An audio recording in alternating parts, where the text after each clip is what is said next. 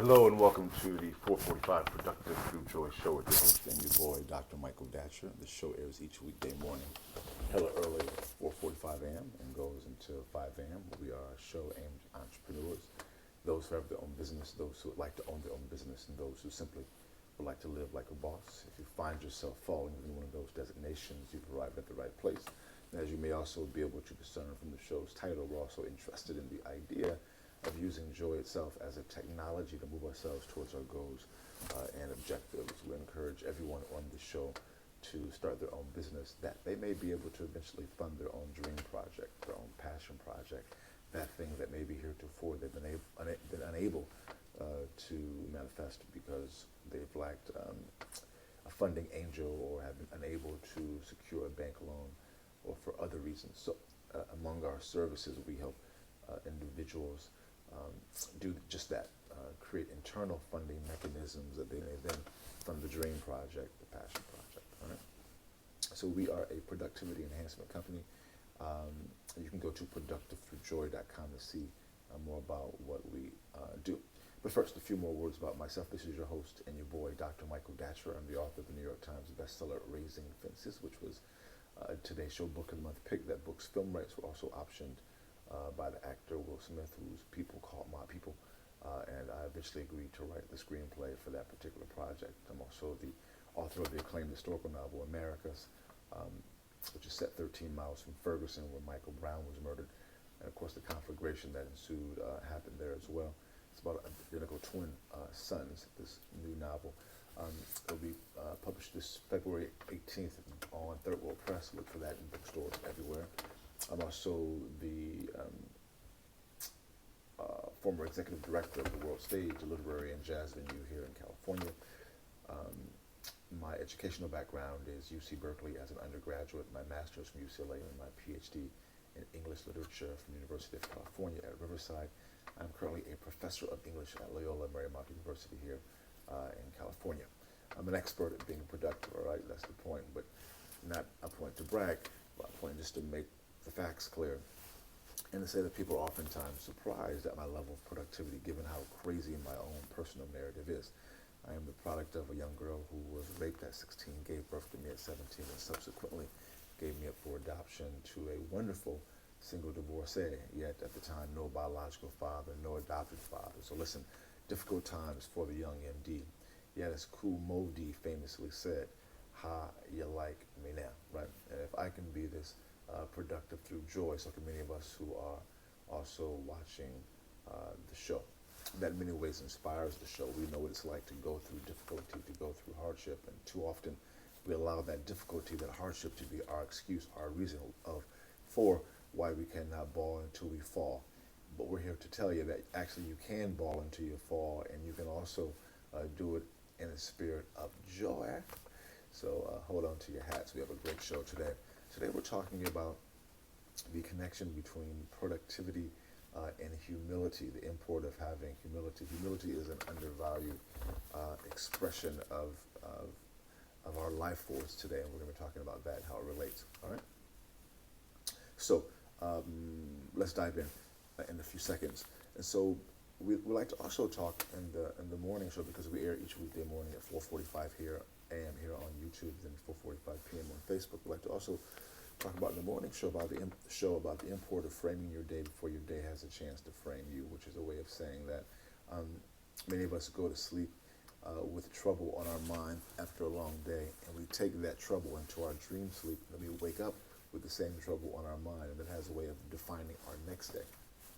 We find ourselves getting into kind of a dangerous cycle of stress. And as we know just from modern science, that stress is a killer, especially for African American people.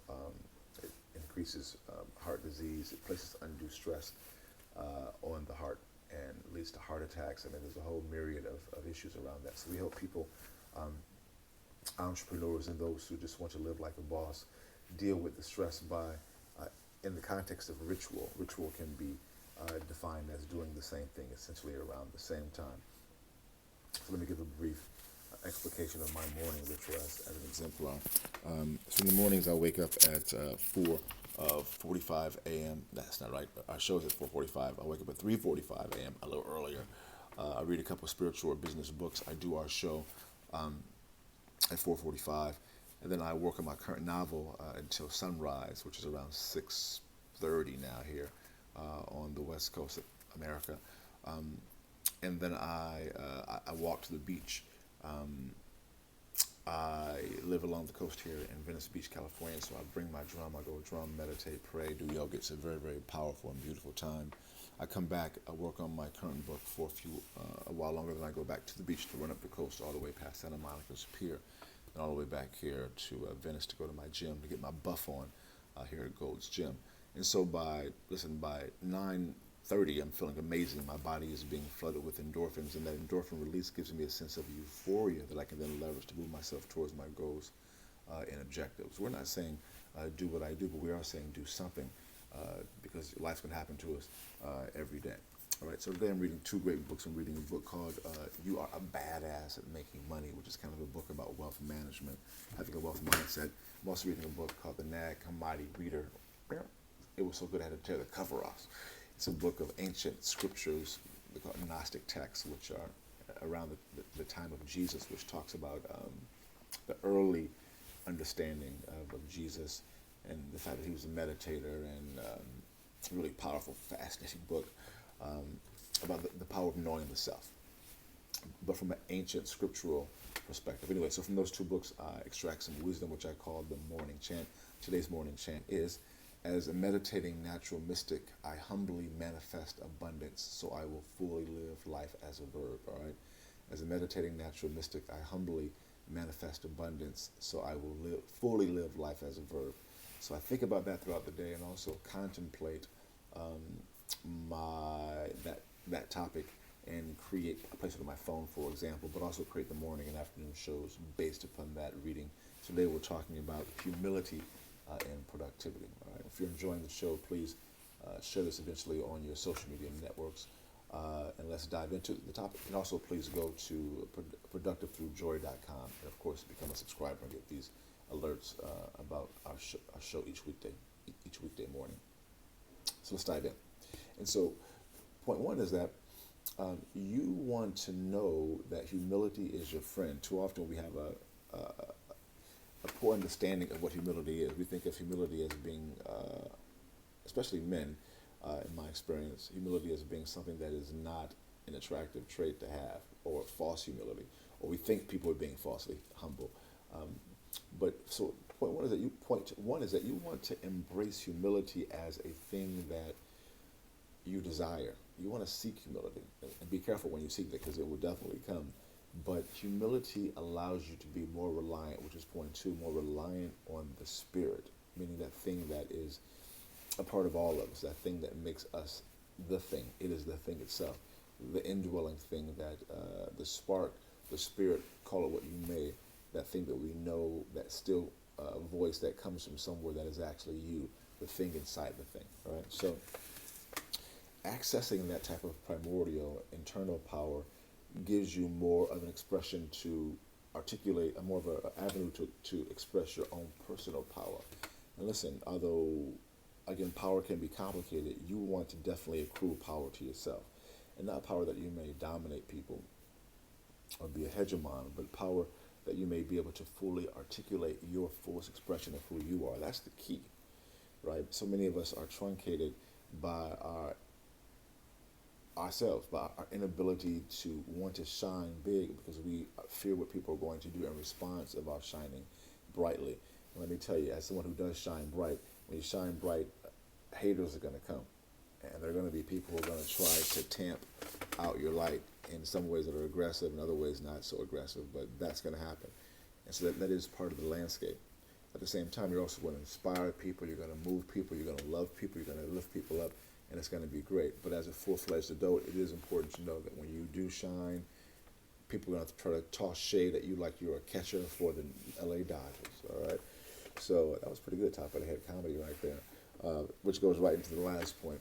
As you begin to shine as a result of being humble, which is also tethered to tapping into that eternal primordial energy, at that point you're going to be able to see an incredible uptick in your productivity, right?